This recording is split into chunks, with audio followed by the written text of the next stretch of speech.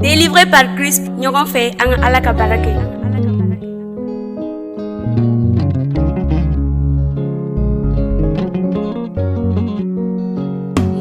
Monster Music.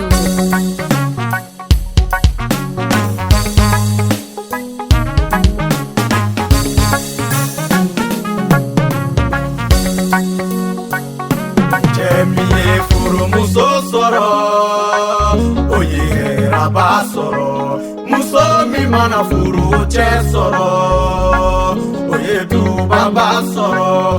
Ni chemiye furu muso soro, oye raba soro. Muso mi mana furu che soro, oye du baba soro. Na fandu te kamale yalla de, na fandu te kamale yalla de. Ni chemiye furu muso soro, oye raba soro. Na fandu te sumuru yalla de, na fandu te sumuru yalla de. Muso mi mana furu che soro, obedu baba soro. Na fanta la kadenye ne furu kokan, na fanta la kadenye ne furu kokan.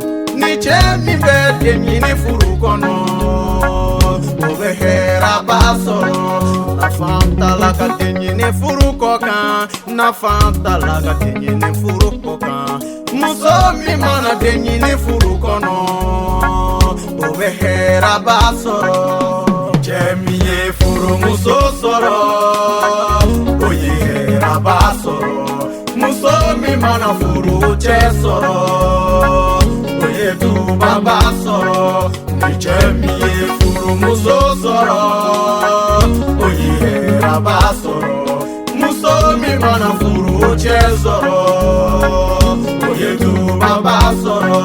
Chenyuma ba furu muso kanu, chenyuma ba furu muso kanu, chenyuma ba furu muso kanu.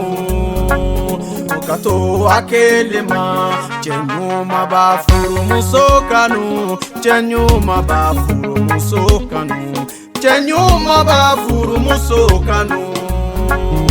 Kato akelema, muso nyuma bekolo acheye, muso nyuma bekolo acheye, muso nyuma bekolo acheye. Kawolo de un lado, muso nyuma bekolo acheye, muso nyuma bekolo acheye, muso nyuma bekolo acheye. Wabe wolo de un lado.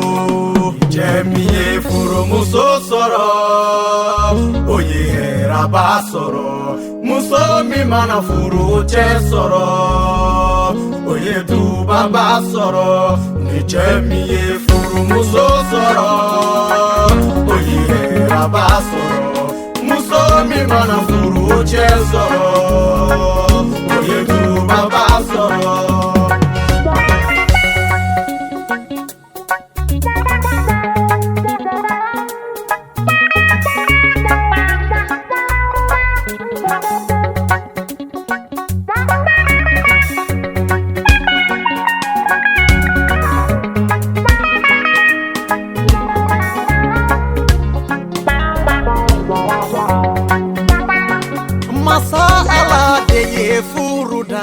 Masa ala de ye furuda, masa ala de ye furubonya, ambega furubonya. Masa ala de ye furuda, masa ala de ye furuda, masa ala de ye furubonya, ambega furubonya. Toroni senge bena furula, degu ni senge bena furula. Ni senge sera auma domina, akamansa ala deli. Toro ni senge bena furula, toro ni senge bena furula. Ni senge sera auma domina, akamansa ala deli. Chemiye furu muso soro, oye raba soro. Muso mi mana furu che soro, oye du baba soro.